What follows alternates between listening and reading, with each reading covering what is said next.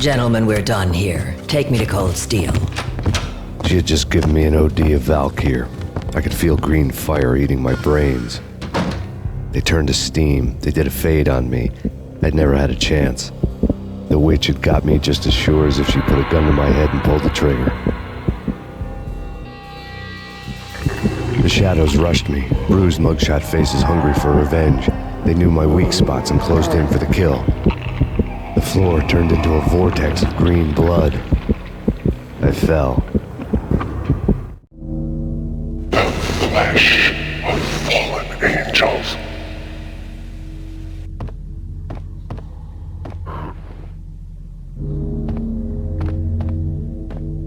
Who's there? Max? Max, is that you? Max? Where are you, Max? Please. No, please, Max, no. I'm sorry. Please don't, Max, no. Max? Where are you, Max? Please. The letter was staring at me.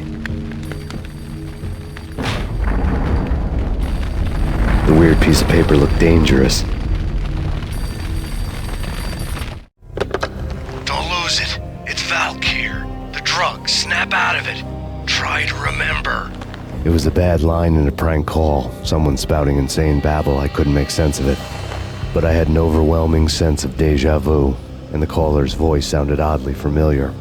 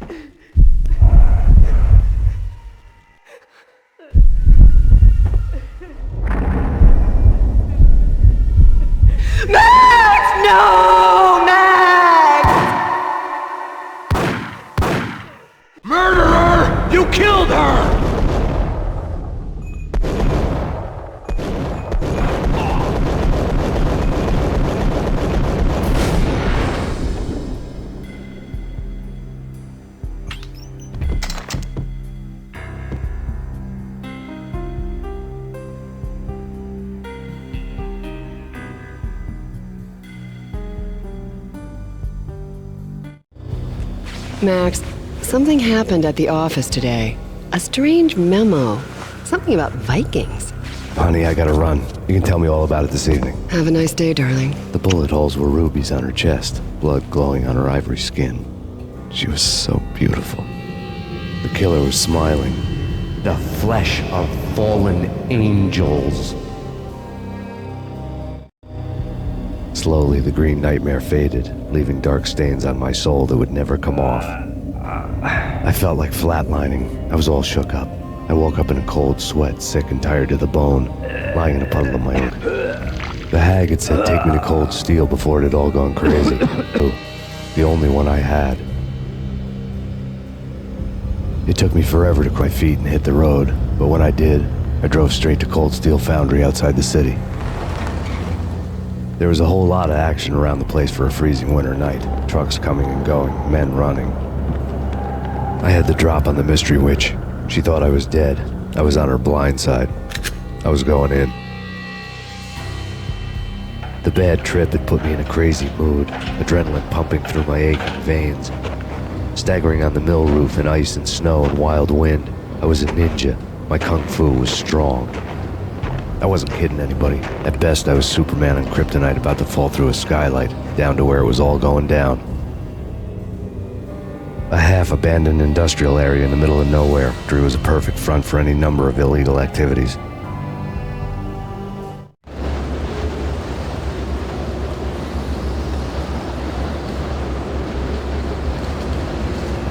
In the belly of the plant, molten metal boiled and bubbled like a witch's brew.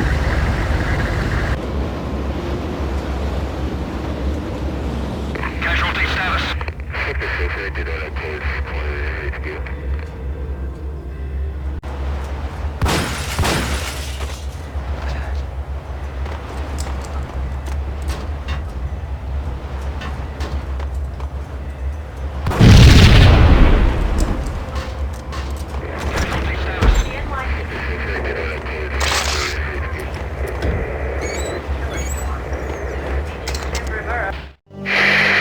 Life-threatening weather conditions. A record-breaking killer storm. In the city's history, vehicles stuck in snow. Heavy snowfall. Forecast shows severe weather is expected to continue. Out in the night, snow fell like confetti over the Devil's Parade. The storm was anything but over.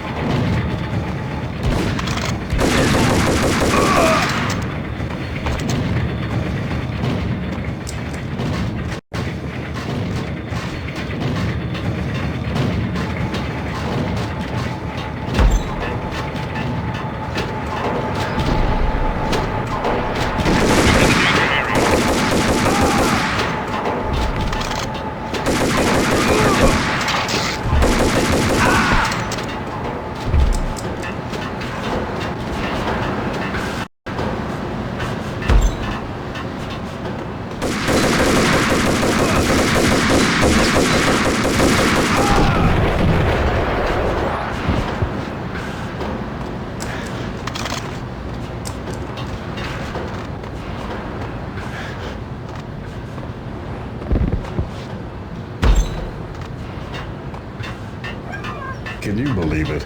I bet they sleep with their rifles. In pursuit of the intruder.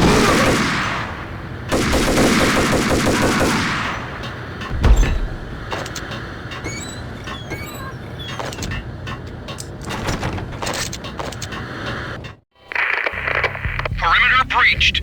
The facility has been compromised. Repeat, the Deep Six has been compromised. Initiate Operation Deadeyes. The walkie-talkie military lingo could mean only one thing. They were getting ready to destroy the evidence and vanish into the night. I was so close. The hidden truths were just around the corner.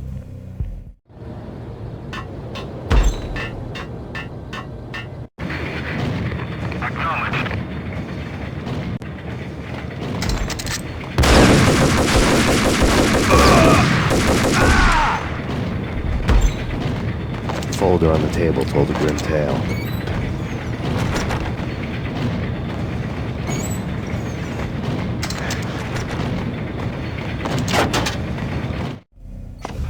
The mercenaries were running a tight operation, paperwork and all. Merchandise missing again. A chemist had tried to smuggle it out for his own private party. Locked him up in cell B7 in D6's old test facility to wait for proper processing. I was close enough to hear the secrets, just beyond the next doorway.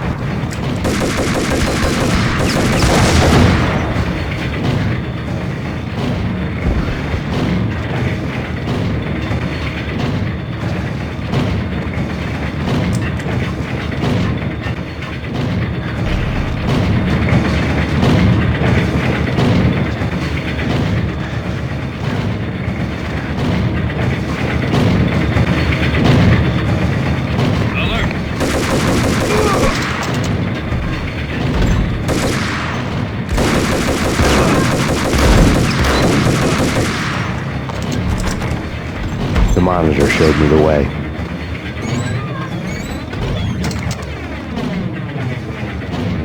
Processing diagrams filled the control room screens, all but one. An elevator titled D6 on one of the screens, somewhere onwards, past rows of ovens, in the core of the plant.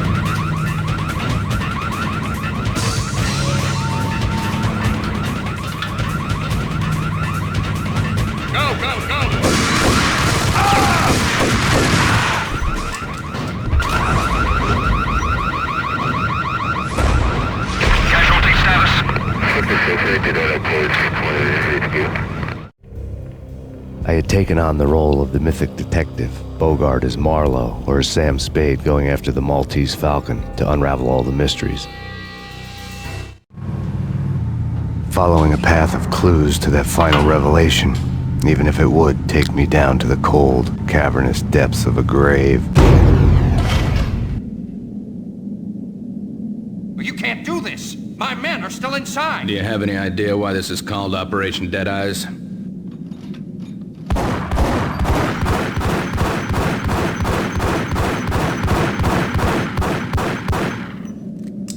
I think he's dead already. Let's do it.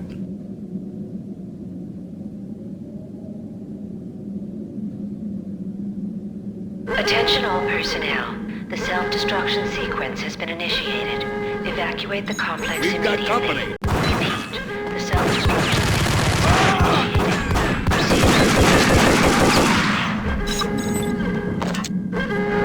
I had seen the logo on the floor. There was an old army bunker under the steel mill. I knew the military plaque on the floor. I had seen 1,000 variations of the insignia on crumbling brick walls everywhere in the city.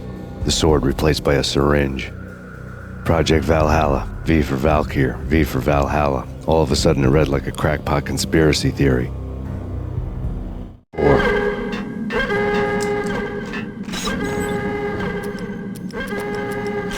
Abort! Abort! Go!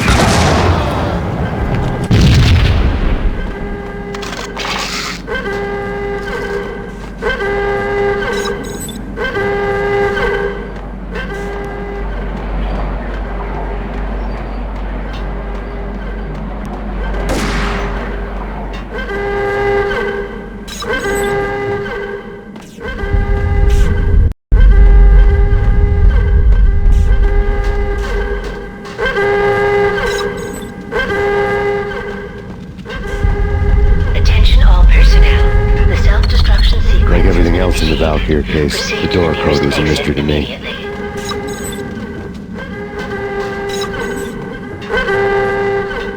The chemist had been using the workstation when he died. The half-life of the lab rat had ended online, his password blinking on the screen. 665, a neighbor of the beast.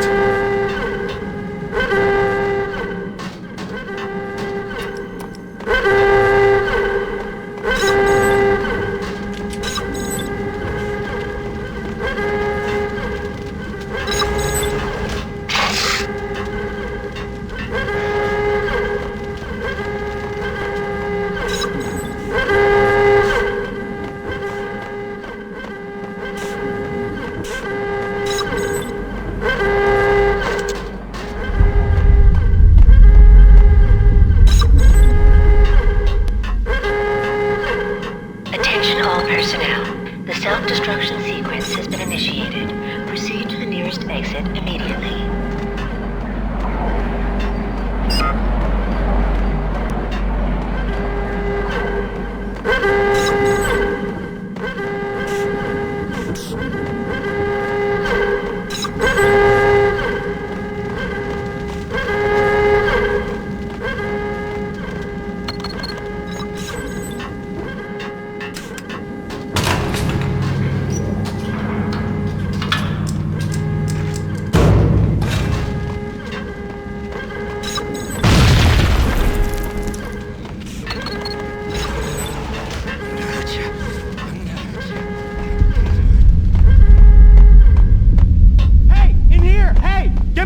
I'm innocent! Thanks. I thought I was gonna die in there for sure. I need you to get me through the decontamination chamber Attention all airlock. personnel. You're crazy! The self-destruction sequence has been initiated. Proceed to the nearest exit immediately. Your choice. Okay, I'll do it. I'll do it.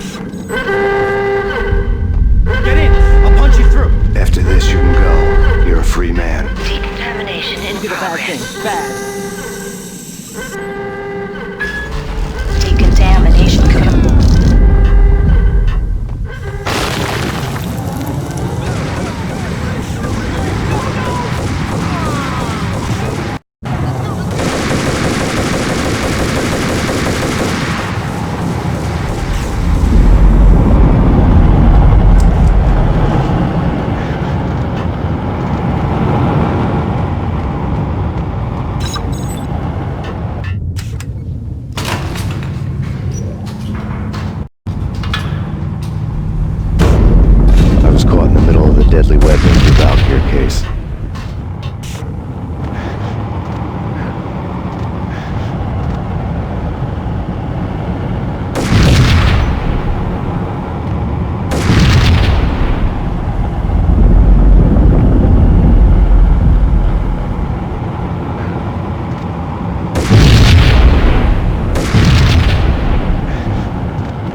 One of the lab terminals had the project logo on the screen.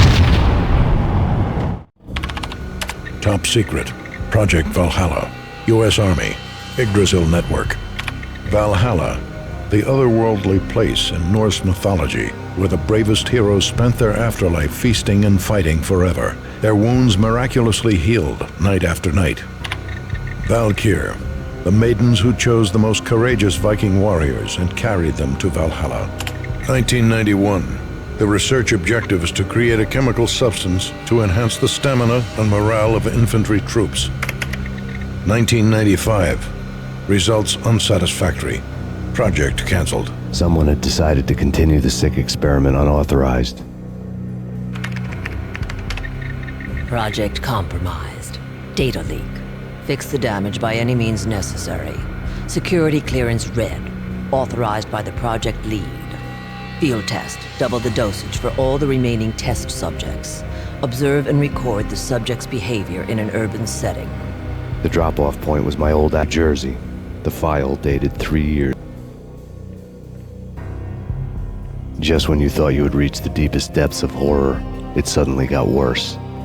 How to turn off that small voice inside your head that started to whisper that you should be glad that now, if not before, your revenge was justifiable on any conceivable moral scale. That small voice proved, beyond any doubt, that I was damned. The dagger-heeled woman had come and gone a long time ago. There was nothing more for me here. The bunker's name was acting as a self-fulfilling prophecy.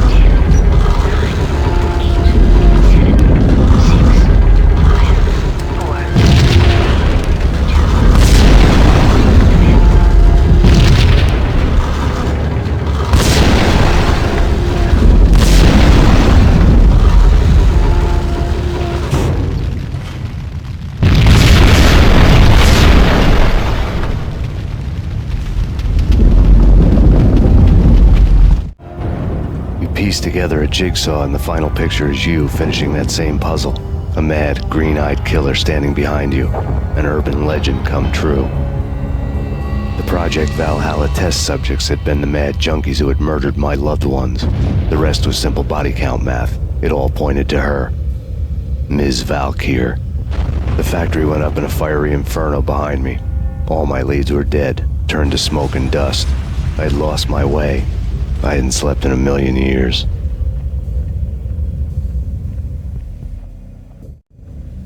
I felt thin as death. I've been living on an end of week-old donuts. They were fuel for this crazy furnace inside my head. Remember when I had last seen the sun? I was on a permanent graveyard shift. When the darkness fell, New York City became something else, any old Sinatra song notwithstanding. Bad things happened in the night, on the streets of that other city. Noir York City. I was in an all-night diner, downing cup after cup of coffee that tasted like engine oil, when a new message from BB got me back on the killer track. What the hell happened at Roscoe Street? Maxie, I'm going out on a limb here. We need to talk this through, come up with a plan. 2:30 a.m., the Choir Communications Garage. The more I thought about Alex's murder in the frame-up, the more it felt like an inside job. I should have seen it coming. BB had sold me out, and now he wanted to finish what he'd started. The garage was dead. BB showed up in his tailor-made suit, gold watch, and cufflinks to match, all way beyond a cop's pay. Maxie. Oozing suave charm, he was guilty as hell. What the hell does BB stand for anyway? Backstabbing bastard? Come on, don't be like that. Have a cigar. I don't smoke. Maxie, you have no idea how big this is. It's huge. You have no idea. I think I do. You're a bribe-taking bent cop who sold out his partner. Those mobsters in the subway were a dead giveaway. Hard to miss. Bet it was exactly like this with Alex. Up close and personal. You can't win this one, Max. No, but I can make damn sure none of you do either. BB turned out to be another cardboard cutout bad guy.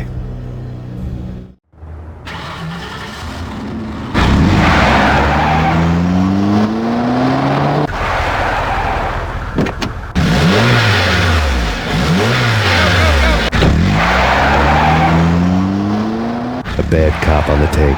A cowardly right-hand man fleeing from the scene, leaving his paid thugs to do his dirty work.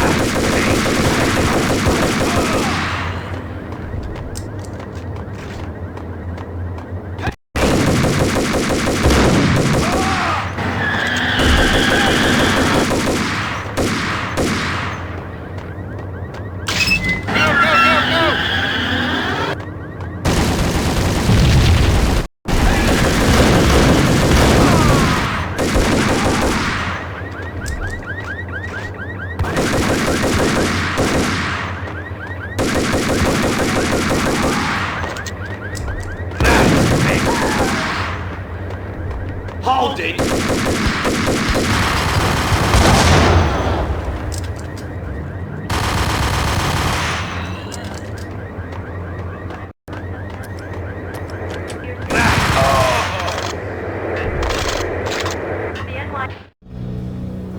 Reports of a fire at the Punchinello Manor in Westchester.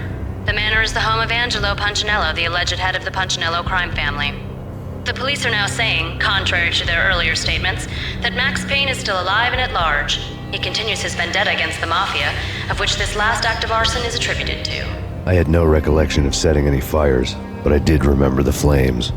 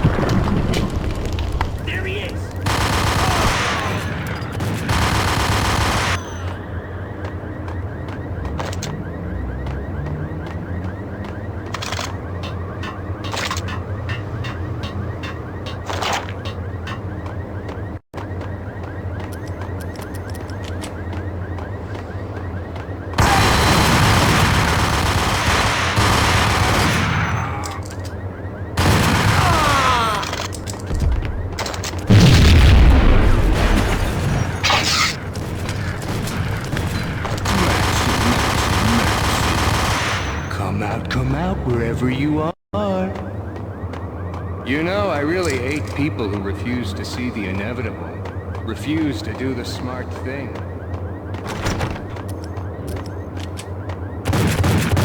No, I must do the right thing.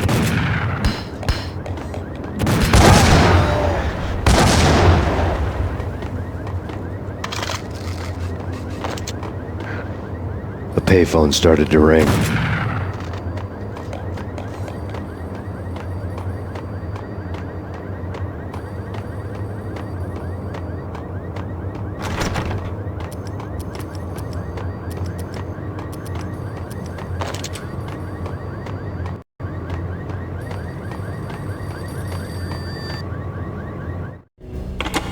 Yeah. Max Payne? Whatever does it for you. This is Alfred Woden. I can give you the name of your enemy. Come to the Asgard building presently. We are expecting you.